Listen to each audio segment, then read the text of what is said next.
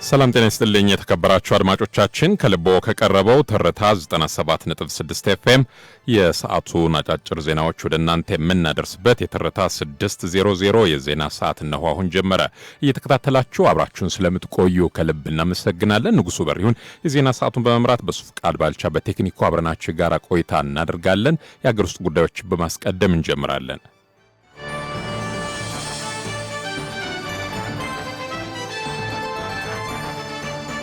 በ600 የዜና ሰዓት በሀገር ውስጥ በቀዳሚነት ወደ ምንመለከተው የሀገር ውስጥ ጉዳይ ነው የምናልፈው። በትርታ 600 በቀዳሚነት ወደ ምንመለከተው የሀገር ውስጥ ዜና ከማልፌ በፊት የስልክ መስመሮቻችንን ላስታውሳችሁ 0116ን በማስቀደም በ68 4622 እንዲሁም በ66 35 82 ላይ ደውሉልን።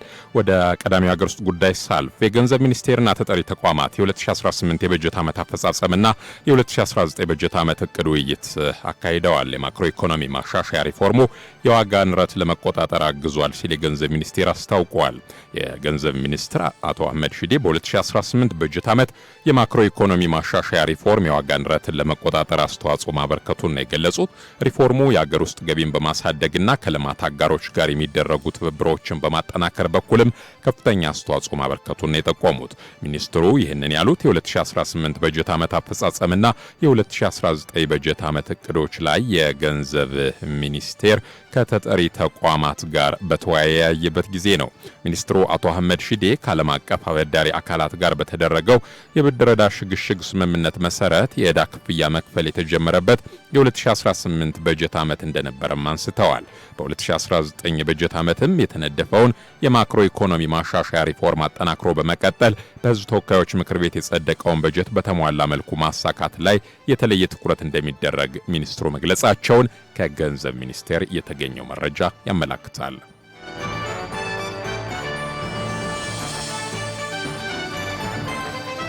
የኢትዮጵያ የባህር ትራንስፖርትና ሎጂስቲክስ ወሳኝ የነዳጅ ማጓጓዣ ኦፕሬሽኖችን አሳክቻለሁ ብለዋል። በዓለም አቀፍ ደረጃ የጂኦፖለቲካ ቀውሶች፣ የባህር ላይ የደህንነት ስጋቶችና የሎጂስቲክስ መስተጓጉሎች ቢኖሩም የኢትዮጵያን የነዳጅ ፍላጎት ለማሟላት ወሳኝ የማጓጓዣ ኦፕሬሽኖች ማሳካቱን ነው የኢትዮጵያ የባህር ትራንስፖርትና ሎጂስቲክስ ያስታወቀው።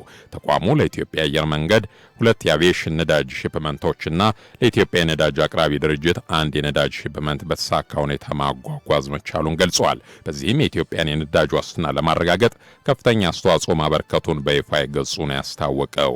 የነዳጅ ማጓጓዣ ኦፕሬሽኖቹ በዓለም አቀፍ የባህር ጉዞ ላይ የነበሩ የደህንነት ስጋቶችና ተግዳሮቶችን በመቋቋም የተፈጸሙ መሆናቸውንም አንስቷል።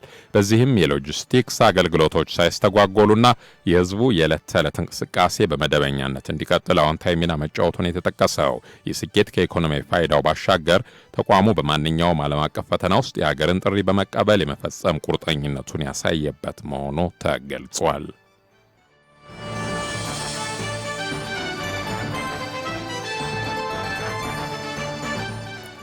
ኢትዮጵያ የአፍሪካን ስነ ልክ ጉባኤ ማካሄድ እንደምትጀምር ተገልጿል። ኢትዮጵያ የአፍሪካን ስነ ልክ ጉባኤ ማካሄድ እንደምትጀምር የኢትዮጵያ ስነ ልክ ኢንስቲትዩት ነው ያስታወቀው። የአፍሪካ ስነ ልክ ድርጅት 19ኛው ጠቅላላ ጉባኤው በአዲስ አበባ መካሄዱ ኢትዮጵያ ለብሔራዊ የጥራት መሰረተ ልማት የሰጠችውን ትኩረት ማሳያ መሆኑን የኢትዮጵያ ስነ ልክ ኢንስቲትዩት ዋና ዳይሬክተር ዶክተር ሙልጌታ ደርበው ገልጸዋል።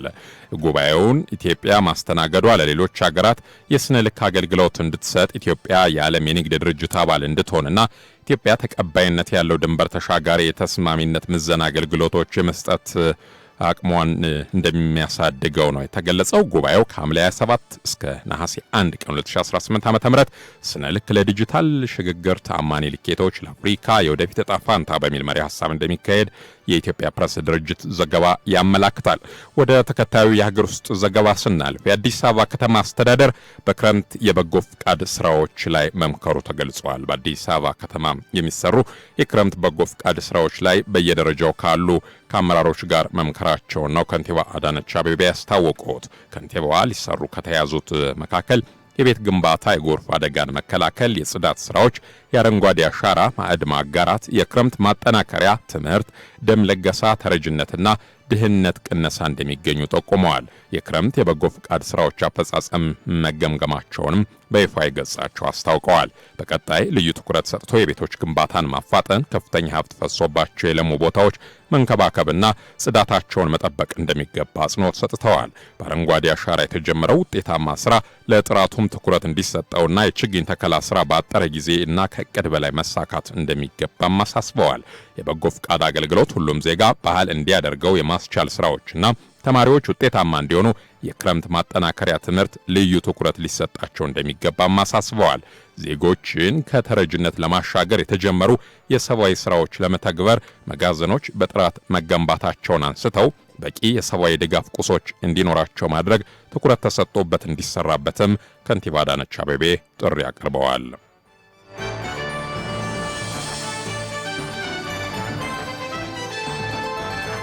በተከታይነት ወደ ዝርዝር ዘገባ ነው የምናልፈው። የዛሬው የዝርዝር ዘገባ ትኩረቱን ያደረገው ደግሞ በተለይም የጎዳና ላይ ፈጣን ምግቦችን በተመለከተ ይሆናል። ባልደረባችን በፍቅር ግዛቸው እንደሚከተለው አሰናድተዋለች።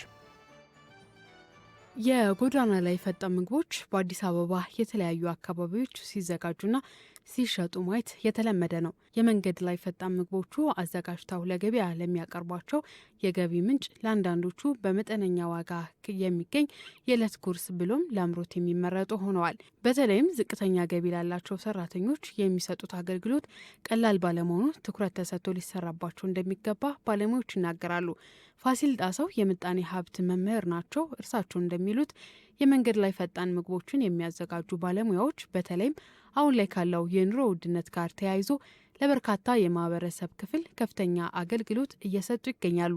በመንገድ ላይ ፈጣን ምግቦችን ለሚያዘጋጁ የስራ ቦታ ተሰጥቷቸው ህጋዊ ሆነው የሚሰሩበት መንገድ ሊመቻች እንደሚገባም አቶ ፋሲል ለትርታ ተናግረዋል። እንግዲህ ንግድ ያው ለመኖር ሲሉ ነው የሚሰሩት። ግን በኢኮኖሚው ላይ ያለውን ጠቀሜታ ለመናገር መዝገብ መኖር ይገባዋል። ማንኛውም ስራ እና እንቅስቃሴ እንደምናየው በተለይ ለመንግስት ሰራተኞች እና ለቀን ጉልበት ሰራተኞች አሁን በቅርብ ዓመታት ውስጥ ይህ ነው የማይባል አገልግሎት እየሰጡ ነው። ምክንያቱም በኑሮ ውድነቱ የተነሳ ሰራተኛው ደሞዝ ይወስዳል። ትክክለኛ ደረጃውን የጠበቀ ገበያ ውስጥ ገብቶ መሸመት አይችልም። ስለዚህ እነሱ የሚያቀርቡትን ይሄ ፓስቲ የመሳሰለውን ነገር እየቀመሰ ይውላል። ዋናው መሰረታዊ ችግር ለሰራተኛው በጣም ትንሽ ይከፈለዋል።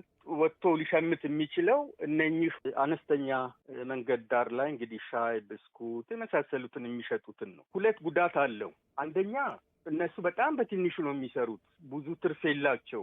መንግስት ትክክለኛ የገበያ ቦታ አላዘጋጅላቸው። በየኮሪደሩ በየአጥሩ ስር ነው የሚሰሩ። ተጠቃሚያቸው ደግሞ የመንግስት ሰራተኛ ነው። ከመንግስት በጀት ይወጣል። በጣም አነስተኛ በጀት ስለሆነ ወደዛ ይፈሳል። ስለዚህ ይኖራሉ፣ እኛንም እያኖሩ ነው። ግን ከኢኮኖሚው እየተመዘገበ ከሚቀሳቀሰው ስርዓት ውስጥ የተገለሉ ናቸው። በዚህ የተነሳ ኢኮኖሚ ላይ ይሄ ነው ሚናቸው የሚለውን ለመግለጽ መዝገብ ሁሉ ስለሌለ መግለጽ አይቻልም። ሌላው በተለይ ከተጠቃሚ እንግዲህ እንዳልኩሽ የጉልበት ሰራተኛ፣ የመንግስት ሰራተኛ እንደውም አልፎ አልፎውን ስናይ መለስተኛ ነጋዴዎች ሁሉ መኪናቸውን እዛ ጋር አቁመው እየገዙ ሲያልፉ ሁሉ ይታያሉ በየቦታው። ይሄን ስናይ እንግዲህ ይዘውታል ማለት ነው። ስራ ላይ ያለውን ምርታማ ሰው እያገለገሉ ነው ያሉ። ይሄ ነገር ግን ለምን እንዴት ነው እንደዚህ መሆን የሚገባው? ምክንያቱም አዲስ አበባ በጣም ትልቅ ከተማ ነው፣ የዓለም ከተማ። ስለዚህ ትክክለኛ የበጀት መዋቅር ለሰራተኛው፣ ትክክለኛ የስራ ሜዳ ለነሱ ቦታ በማቅረብ እንደውም አሁን የምናየው ህንጻ ውስጥ ሁሉ ገብተው የሚሰሩበት ነገር መስተካከልና መደረግ አለበት። እንደዚህ ነው እንግዲህ የሚገልጸው። ድጋፍ አልተደረገላቸው፣ ትክክለኛ የንግድ ቦታ አልተሰጣቸው። ሰራተኛውም ይገርምሻል፣ የመንግስትም በይው የግልም በይው እነሱን እየተከተለ እየሄደ ነው እና ይሄ ነገር ራሱ ይሄ ለእይታ ለአገር ግንባታ ለሚባለው በጣም በጣም አስጨናቂ ነው። የሆነ ሆኖ ግን ለሰራተኛው እንደ ዋልታ ሆነው የሚታዩ ነገሮች ናቸው ብዬ ነው እንግዲህ ገልጸው። ወደ ህጋዊ አሰራሩ ሲመጡ ግብር ከፋይ ሆነው ለሀገር ተጨማሪ ገቢ የሚያስገኙ እንደሆነ ታውቆ መሰራት እንዳለበትም አጽንኦት ሰጥተዋል። በዋናነት ዜጎችን በተለይ እንደዚህ ስራ ጥረት የሚያደርጉ ሰዎችን በደንብ መስመር እያስያዙ እንዲሰፉ አድርጎ ከፍተኛ ግብር ሁሉ ሊከፍሉ ስለሚችሉ መንግስት ያንን የውስጥ እንቅስቃሴውን አተኩሮ ማደረጀት አለበት፣ መስራት አለበት። ሐምሌ 1 ሰኔ 30 በሚለው ህግ ማዕቀፍ በዚህ መሰረት ይሄ ርካሽ ጉልበት የሚባል ፖሊሲ አንለውም። በጣም ወንጀል ነው። ምክንያቱም ውጤቱ አስከፊ ነው። ያን ፖሊሲ ያራምዱ የነበሩ ሰዎች አለቁ። ስለዚህ እሱን ሁሉ መለወጥ አለበት። አሁን ስናወራ እኔና አንቺ በነገራችን ላይ ዛሬ ክረምት ያበቃል፣ ነገ መጸው ይጀምራል። ስለዚህ መሬት ማለት ይሄ የምንወስደው ልከ ሙቀት ንፋስ እና እርቅቅ ያለ ነው። ውስጥ ገብተሽ ነው የምታዩ እና መንግስት የዚህ አይነት እውነቶችን በሳይንሳዊ ዘዴ እየተቀበለ እንመክረውንም ወደ ስራ በማስገባት የኢትዮጵያ አፍሪካ ህዳሴ መሪነቱ እጅ እንዳወጣ መስራት አለበት ብዬ ነው የምመክረው። ሆኖም ከጤና አንጻር የፈጣን ምግቦቹ አዘገጃጀታቸው ጥራቱን የጠበቀ እንዲሆንና የመመገብ ድግግሞሽም የተመጣጠንና ለጤና ስጋት በማይዳርግ ደረጃ ሊሆን እንደሚገባም ባለሙያዎቹ ይመክራሉ። በጎዳና ላይ የሚዘጋጁ በመሆናቸው ከጤና አንጻርስ ምን መደረግ አለበት ስንል የስነ ምግብ ባለሙያ አናግረናል። በኮሪያ ሆስፒታል የስነ ምግብ ሕክምና ባለሙያዋ ሩት መዝገበ ጥበብ ጥራታቸው ያልተጠበቀ ፈጣን ምግቦች በተለይ ተላላፊ ላልሆኑ በሽታዎች እንደሚያጋልጡም ገልጸዋል። ሀገርን ኢኮኖሚ በማሳደግ ረገድ ከጥቃቅንና አነስተኛ የስራ ዘርፎች ጀምሮ እስከ ግዙፍ የቢዝነስ ስራዎች ሁሉም የየራሳቸው ድርሻ አላቸው። በመንገድ ዳር ፈጣን ምግቦችን አዘጋጅተው የሚያቀርቡ ዜጎችም ጥራታቸውን የጠበቁ ፈጣን ምግቦችን ከህጋዊነት ጋር በማቀናጀት ሊሰሩ እንደሚገባ፣ በባለድርሻ አካላትም ምቹ ሁኔታዎች ሊፈጠሩ እንደሚገባ ባለሙያዎቹ አሳስበዋል።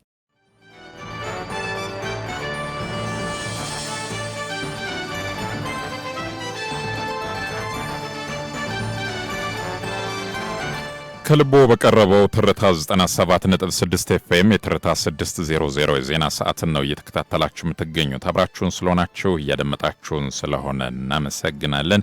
በተከታይነት ደግሞ ከውጭ ምንጮች ወዳገኘናቸው ዘገባዎች ስናልፍ የምስራቅ አፍሪካ ማህበረሰብ የጋራ ገንዘብ ለመጀመር ቁርጠኛ ነኝ አለ። የማህበረሰቡ የገንዘብ ጉዳዮች ኮሚቴ በኡጋንዳ ካምፓላ ባካሄደው 29ኛ ስብሰባ ላይ በ2026 ቀጠናው 5.2 በመቶ የኢኮኖሚ እድገት እንደሚያስመዘግብ ገልጿል። ይህም ከሰሃራ በታች የአፍሪካ ሀገራት አማካይ እድገት በላይ መሆኑን የተጠቆመው። በተጨማሪም በቀጠናው የዋጋ ንረት መቀነስ መታየቱን ያመላከተው ኮሚቴው በ2025 በ2026 የበጀት ዓመት አጠቃላይ የዋጋ ንረት ከ9.6 በመቶ ወደ 6.7 በመቶ ዝቅ ማለቱን አመላክቷል። በሌላ በኩል አባል ሀገራቱ የገንዘብ ፖሊሲ ማዕቀፎችን በማጠናከር የማክሮ ኢኮኖሚ ክትትልን በማሻሻልና የተቋማትን አቅም በመገንባት ላይ እንደሚገኙ ተገልጿል። የምስራቅ አፍሪካ የገንዘብ ህብረት ለመመስረት የቀረበው እቅድ የአባል ሀገራትን የኢኮኖሚ ትብብር ለማሳደግ የክፍያ ሂደቶችን ለማቀላጠፍና የንግድ ወጪዎችን ለመቀነስ እንደታሰበበት የተጠቆመ ሲሆን የኮሚቴው ሰብሳቢ ዶክተር ማይክል አቲንጎ ኤጎ አንድ የጋራ የቀጠናው ገንዘብ ለመመስረት የረጅም ጊዜ ቁርጠኝነት፣ የፖሊሲ ቅንጅት እንደሚያስፈልግ መጥቀሳቸውን የዘገበው ስፑትኒክ ነው።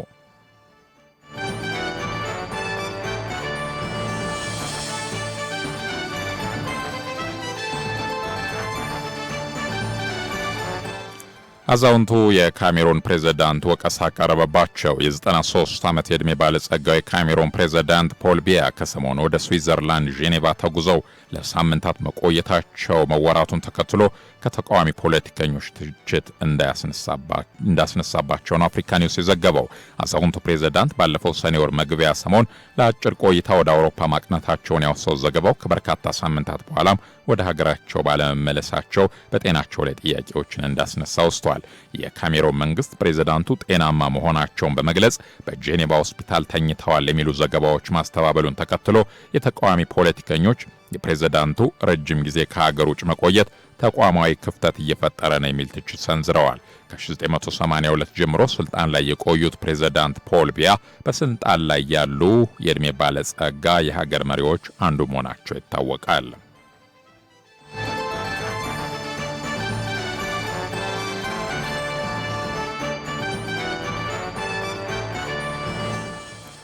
የአሜሪካ ፕሬዝዳንት ከኢራን ጋር ጥሩ ድርድር እያደረግን ነው ብለዋል። የአሜሪካው ፕሬዝዳንት ዶናልድ ትራምፕ ከኢራን ጋር ጥሩ ድርድር እያደረግን ነው ሲሉ ነው የገለጹት። ፕሬዝዳንቱ አሜሪካ የተተኳሽ እጥረት ገጥሟታል የሚለውን ትችትም አስተባብለዋል። ይልቁንም በተራዘመ ድርድር ውስጥ የመቆየት ፍላጎት እንደሌላቸው ነው የገለጹት።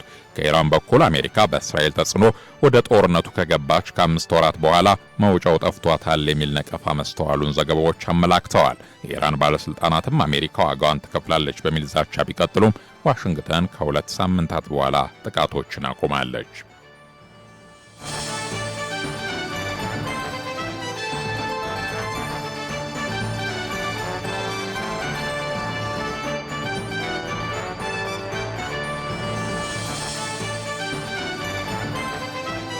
ከልቦ በቀረበው ትርታ 97.6 FM የትርታ 600 የዜና ሰዓትን ነው በመከታተል ላይ የምትገኙት። አብራችሁን ስለሆናችሁ እየተከታተላችሁን ስለሆነ ከልብ እናመሰግናለን። በተከታይነት ደግሞ ወደ ቢዝነስ ዘገባዎች እናልፋለን።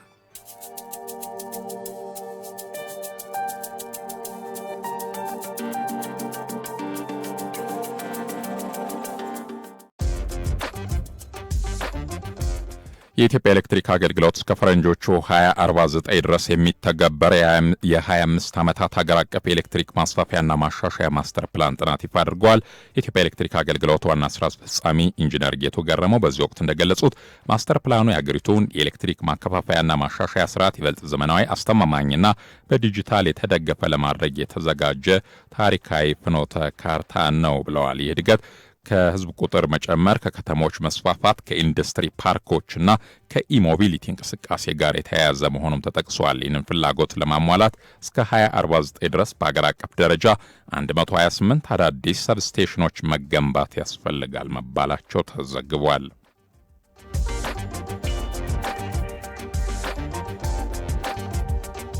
ከውጭ ዚምባብዌ የመጀመሪያውን የሊቲየም ማቀነባበሪያ ፋብሪካ ከፍታለች። በአፍሪካ ከፍተኛውን የሊቲየም ማዕድን ምርት የምታመርተው ዚምባብዌ የመጀመሪያውን የሊቲየም ማቀነባበሪያ ፋብሪካ በይፋ ስራ ማስጀመሯን ያስታወቀችው ይህ ከአሲድና ከሌሎች ኬሚካሎች ጋር በማቀናጀት ለኤሌክትሪክ መኪና የሚያገለግለውን ሊቲየም ሰልፌት የሚያመርተው ፋብሪካ በዋና ከተማዋ ሐራሪ አቅራቢያ በ400 ሚሊዮን ዶላር ወጪ የተገነባ ነው። ፋብሪካው ሀገሪቱ ጥሬ ማዕድናትን ያለምንም ተጨማሪ እሴት ወደ ውጭ የመላክ ልማዷን ለማስቀረት የያዘችውን ስትራቴጂካዊ ዕቅድ ለማሳካት ትልቅ እርምጃ ተደርጎ ተወስዷል። የዚምባብዌው ፕሬዝዳንት ኤመርሰን መናንጋጓ እንደገለጹት ዓላማቸው በሀገር ውስጥ ተጨማሪ እሴት በመፍጠር ለዜጎች የስራ ዕድልና ለሀገሪቱ ከፍተኛ የውጭ ምንዛሬ ማስገኘት ነው ብለዋል።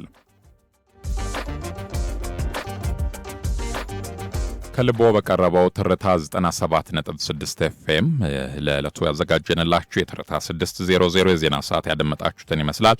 ንጉሱ በሪሁን የዜና ሰዓቱን በመምራት በፍቃድ ባልቻ በቴክኒኩ አብረናችሁ የጋራ ቆይታ አደረግን። ሰናይ ቀን ይሁንላችሁ።